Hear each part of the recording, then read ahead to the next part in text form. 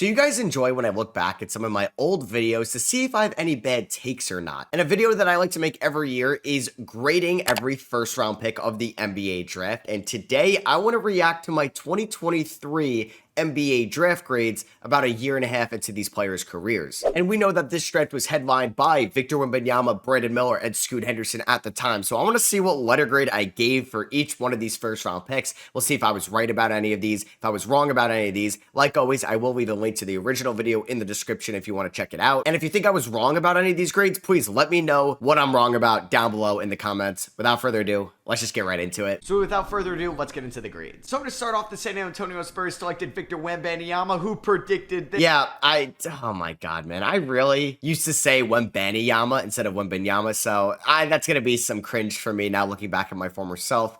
Hopefully I did give this grade an A+. This right? Well, yeah, this pick was already made 2 years ago. It was the pick they expected to make. This was the pick they should have made, and they took Wemby, who's a generational big man talent. You're going to be getting an A+ for me. It's because they got the best player in the draft. They didn't do it. Don't want to block the grade, so let me move myself. They didn't get somebody as like a steal here, but it's Wemby, so I got to give it an A+. With the second pick, the Charlotte Hornets took Brandon Miller. I'm giving it a B+. Brandon Miller was my third-ranked prospect in this draft. I really wish they ended up going with Scoot Henderson. That's why they're... Yeah, I don't know. Scoot has been playing better as of late leading up into the All-Star break, but I feel like they made the right pick in hindsight, or maybe you could have said Amen Thompson. I guess B+ is fine. I think I was a little, it was a little bit of a cop-out. If I think they should have taken Scoot Henderson, I should have gave this like a C, which I guess maybe I'm glad I didn't, because I would have looked like a complete idiot if I did that.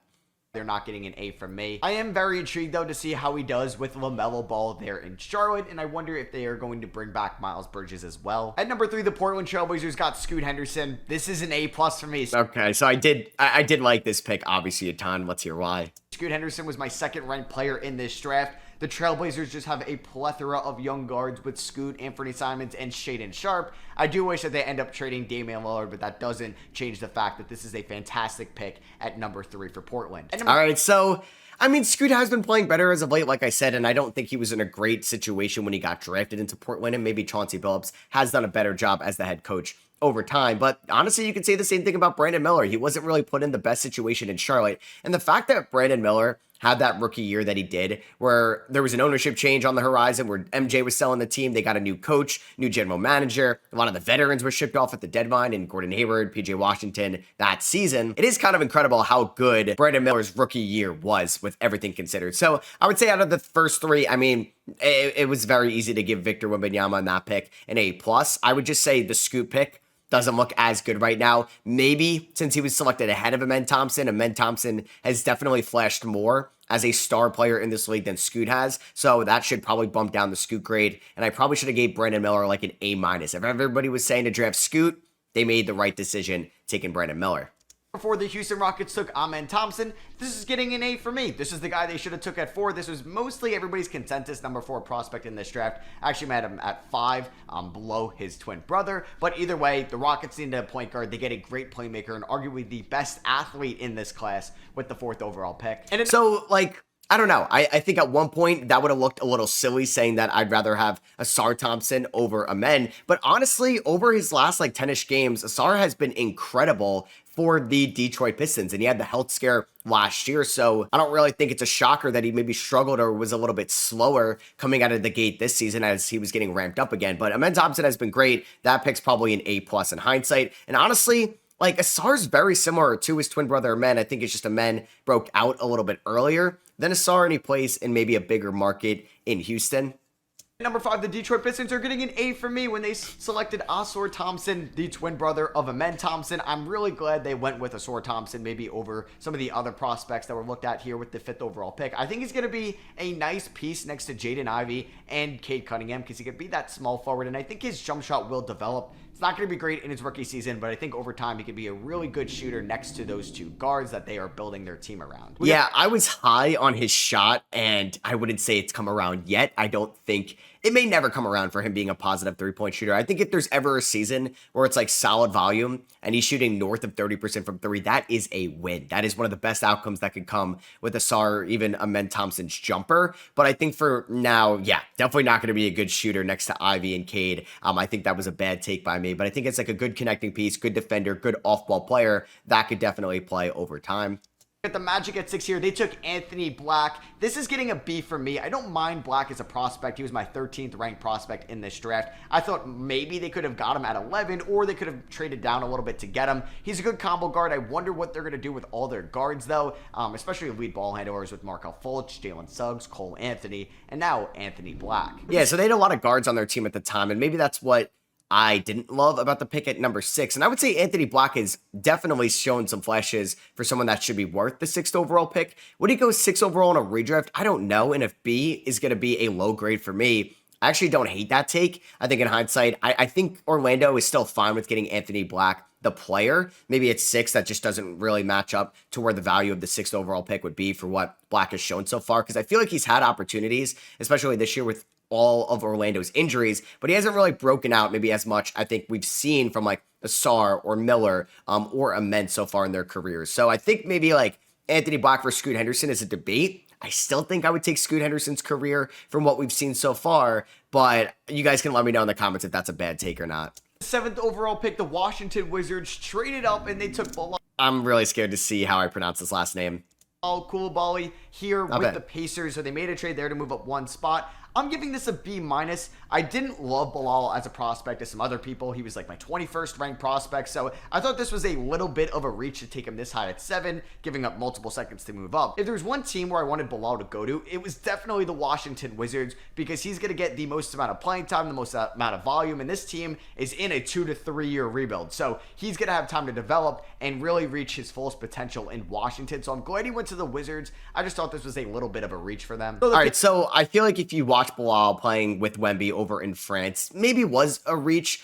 Just going back on things with everything talked about ahead of the 23 draft, I think it's a bad take to have him 21st ranked prospect. He would easily go in the top 10 based off potential in a redraft. But I do think it was a good take saying that I'm glad he went to Washington, because I could not imagine what Bilal's development would be like in Indiana, where Jarris Walker, who was so much more NBA ready than Bilal, has kind of struggled to have consistent playing time in Indiana through the first year and a half of his career. So I was definitely wrong about my Bilal grade. I'd probably get like a B+, A-. I'm glad they're investing into him and they're realizing the potential he could have at the end of their rebuild. So I would say that's probably my worst take here so far, maybe outside of saying that the Hornets should take Scoot over Brandon Miller. Pacers traded back one spot and they got Jarris Walker out of Indiana. This is getting a B+ for me. This was, I think, a consensus top 10 guy all around. I like Walker as a prospect. I don't think he has as high of a ceiling than some of these other guys, but I think this was a great pick from the Pacers, especially trading back and pairing him up next to Miles Turner is going to be a great pick and roll partner with their franchise player in Tyrese Halliburton. Yeah, I think I should have probably flipped the grades and given Bilal a B+ and Jarris a B-. I didn't even realize that I said that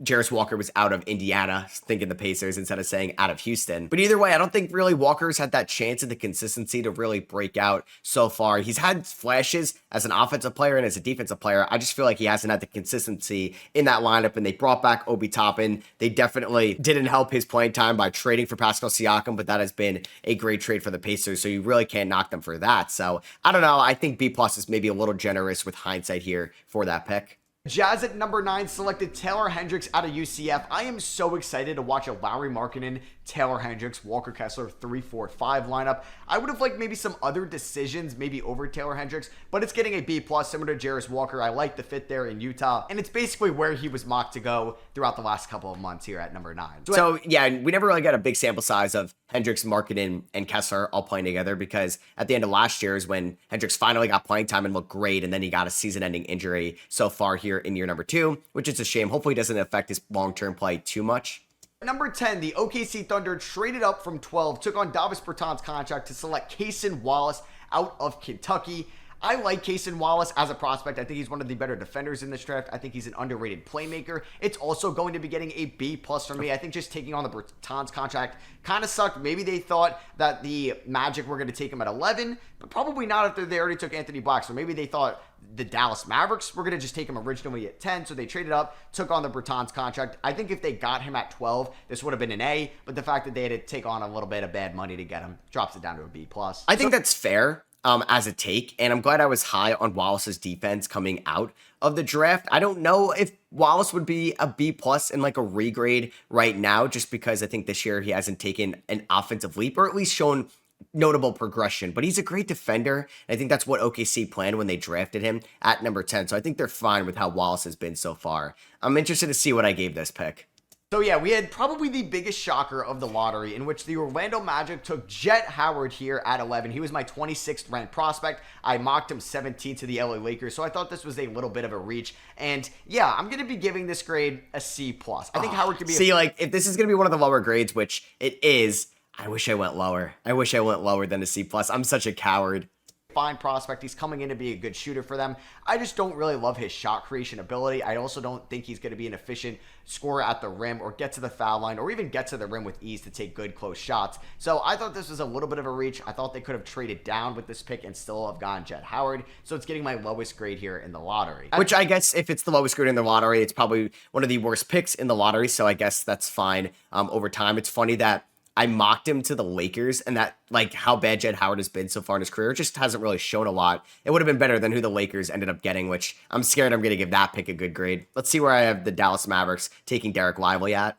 12 here, the Dallas Mavericks traded back 2 slots and got Derek Lively out of Duke. It's going to be a B grade for me. Honestly, though, you got off the Bertans contract to take him. I just don't think he's going to be an immediate impact center right away. Oh my God, that is such a bad take. He was literally like the most impactful rookie outside of Wemby from this class, because he was playing meaningful minutes in the NBA Finals. Oh, that's so bad.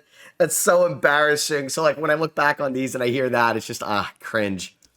Definitely raw. He's going to have some defensive lapses, but I think at his fullest potential, he could be one of the better rim protectors in the league. He's just going to have to take some time to develop. I do wonder about his jump shot too, because we see these centers take jump shots in workouts or maybe even at college, but when they get to the NBA level, they get a little hesitant to take them. So I do wonder if he's going to be a shooter for them at the 5 spot. He's a good player though. I like this pick for Dallas. All right, so I like the pick. I thought he was going to be a little bit more of a project, and that is not the case. He was NBA ready. The only good take out of that, I think I had that he could be one of the best rim protectors one day, which I think he's on a pretty good start to, and that the shot is probably never going to come around, because I remember the hype he had to become a lottery pick, like leading up to the draft, because, oh, he could be this 4 spacing 5. Yeah, I don't think Derek Lively's ever going to have much of a shot, but I would say, even though I gave that a B, probably a bad take, just because I said he wasn't as NBA ready as some of these other guys. And like I said, he played meaningful minutes and was one of the more impactful rookies for a team that won the Western Conference in his rookie year. So definitely an L take by me.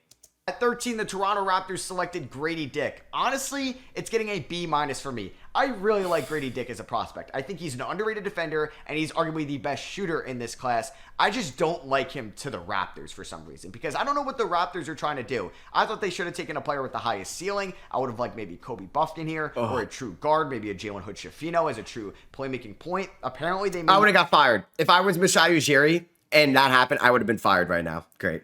Move Scotty Barnes to the point guard position, which would be interesting. They're not trading Pascal Siakam. I would just like to know what Toronto is doing going forward, and just, I don't want to see them in the middle in purgatory land. And so we eventually got the OG trade and the Pascal trade, but a lot of what I said there wasn't great. I know I said I like Grady Dick as a prospect, but I think it's been a nice fit in Toronto, and his shot has cooled off a little bit after the scorching hot start to his sophomore year. But either way, I think what I said there, pretty bad take for sure. I wouldn't say I evaluated that pick properly whatsoever. So I would say that's another L for me so far in this reaction video.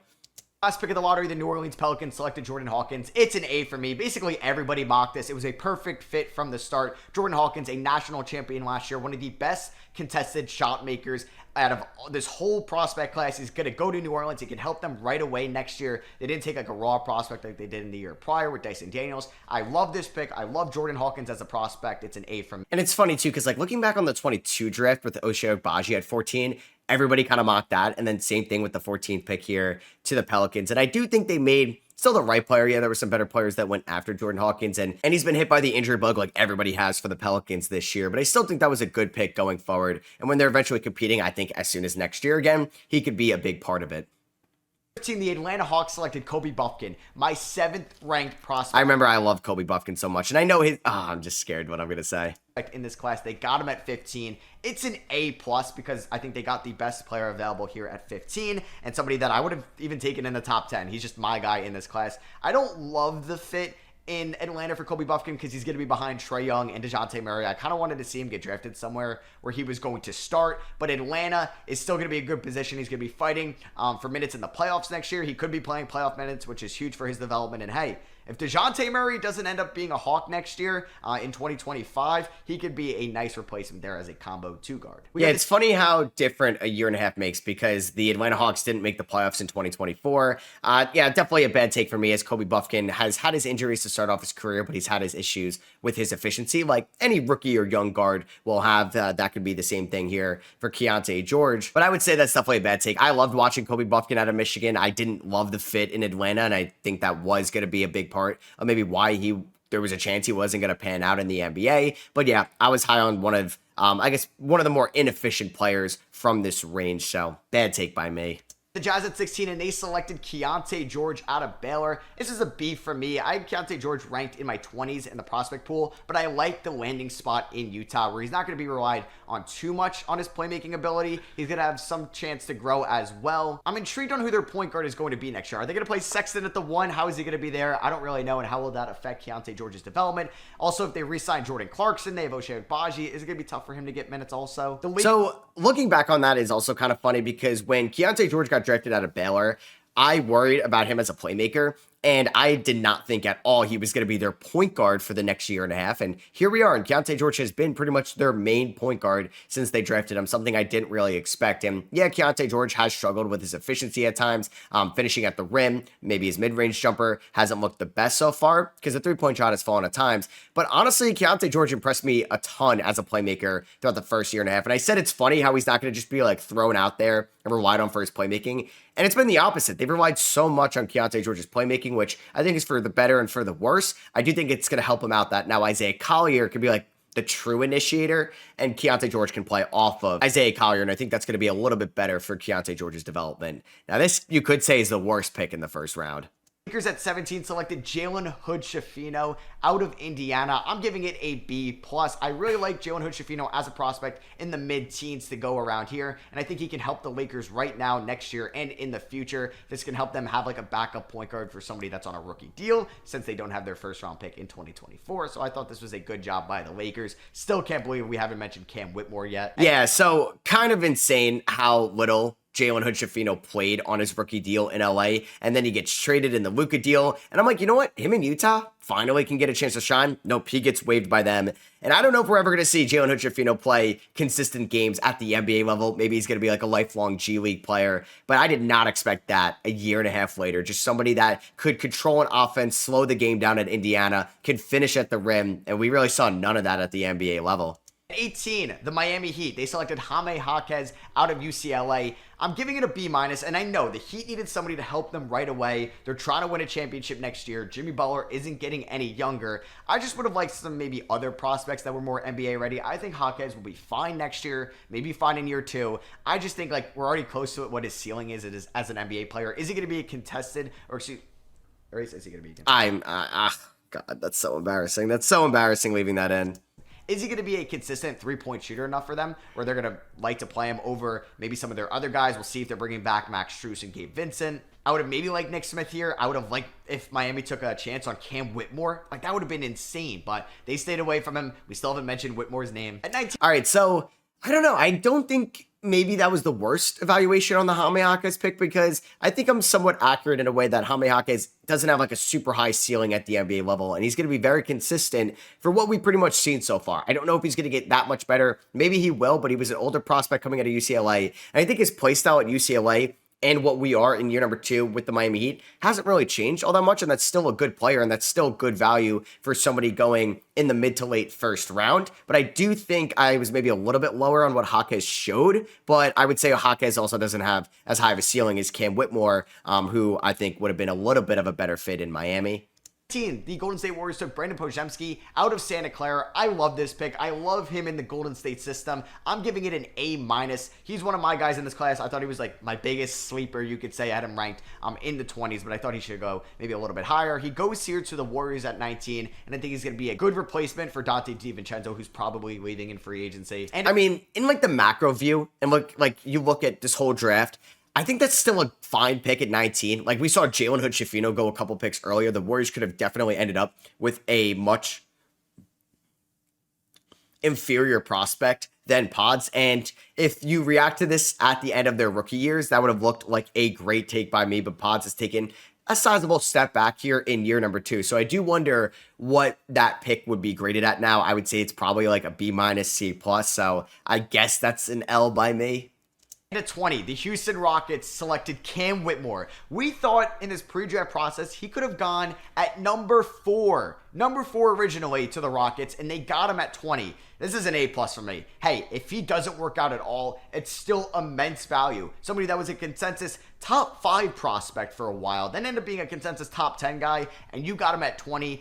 I know he's not great of a passer. His assist to turnover ratio was horrible. He gets tunnel vision sometimes, but he's still a very good scorer, and he could be a top 10 player in this class, and you got him at 20. This is a job well done by Houston. Yeah, I know Cam maybe hasn't taken the steps here in year number 2, and he spent a little bit of time in the G League, but he's been back up with the Rockets, and I still think for getting him at 20, it's a great pick. Like I said, if he didn't really do anything, the value just on what he could be at 20 was there, and I think that was a great job by the Rockets, and I don't really think my opinion has changed too much on that selection.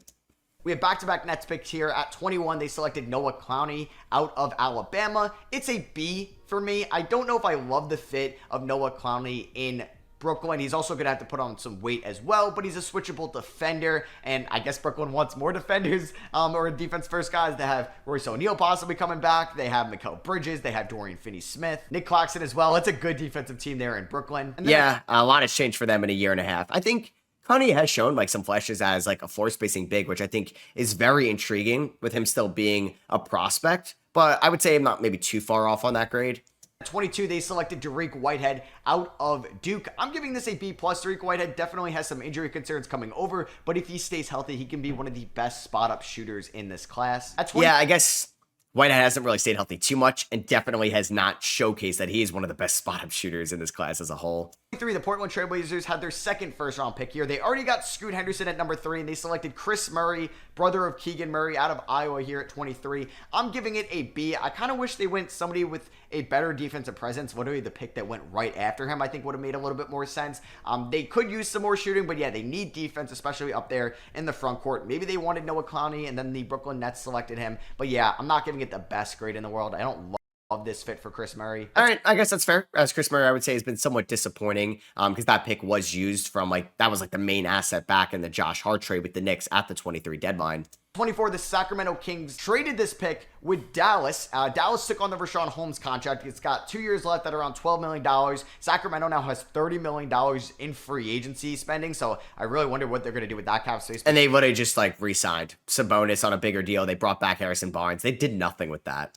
Dallas takes on the Holmes contract, and they take Olivier Maxence Prosper. I love this addition for Dallas. I kind of like this addition more than the Derek Lively pickup, so I'm giving it an A for them. They basically turn the Bertans trade exception over Rashawn Holmes, which is an upgrade defensively, and that's what they need. They save a little bit of money as well, and they get OMP in the draft out of Marquette. I think he's better as a defender than Noah Clowney. He's definitely more switchable on the defensive end, can guard 3s, 4s, 5s. He's going to be perfect and is exactly what Dallas needs, so I love this trade up for them. Yeah, no, I don't think OMP has really shown much. And the fact that I said I almost like that, I think it was more so value, getting OMP in the mid-20s compared to Lively at 12. The fact that I just even uttered that sentence, so stupid. Oh my God, that also hasn't aged the best. 25, Boston traded this pick to Detroit, and they took Marcus Sasser out of Houston, the point guard, who's going to be 23 when the season starts. I was shocked to see him go as high as he did here at 25, but I like him. He's a good playmaker. He's a good defender. He's actually a really good shooter as well. I guess this means Killian Hayes is not going to start off the season in the rotation,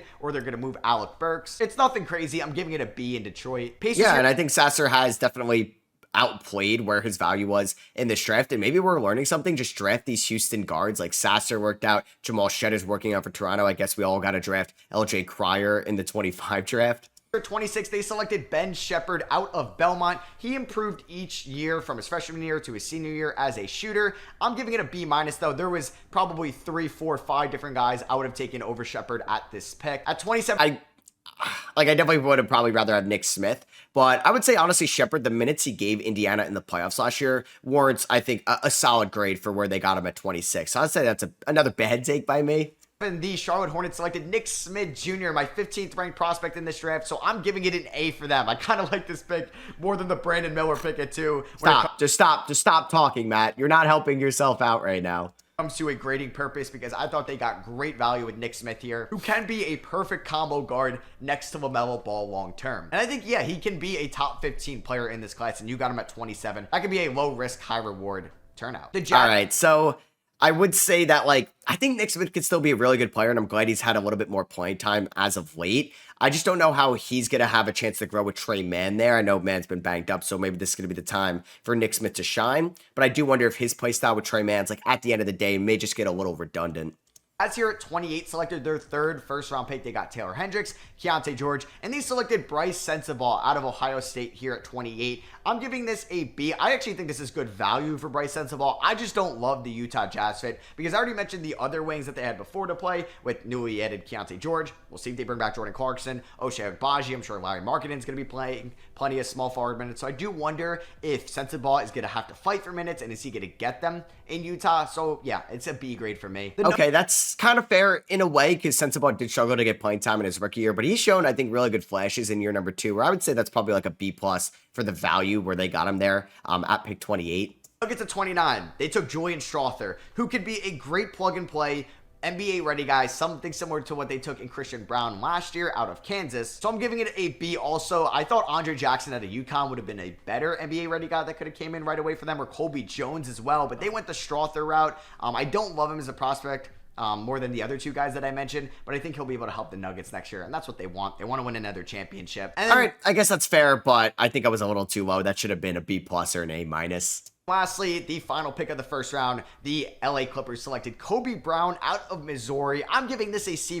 I don't mind Kobe Brown as a prospect, but he was closer to 40 than he was to 30 for me. And yeah, I would have liked if they took a chance on Leonard Miller, on Colby Jones. I don't know how they didn't take Maxwell Lewis right here. This was a steal of pickup at 40 for the Lakers, so it's getting a C+ for me. So yeah, I really like Maxwell Lewis, but yeah, it's funny. I think C+ is like my lowest grades there, so I guess I'm glad it was going to guys like Jed Howard or Kobe Brown, maybe some of the worst picks there in the first round. And I think it's always funny to look back on those draft grades as well, because when I reacted to this at the end of their rookie seasons, a lot of those takes aged very well, and now just basically another half year into their career, some of them maybe aren't aging the best, or vice versa. So it's always fun to look back on what I gave these grades. If you guys did enjoy this video, I really appreciate you dropping a thumbs up. Let me know what you think about what I talked about during the night of the draft, or what I talked about reacting to that today. Hit that subscribe button if you guys are not already. I'll catch you on the next one.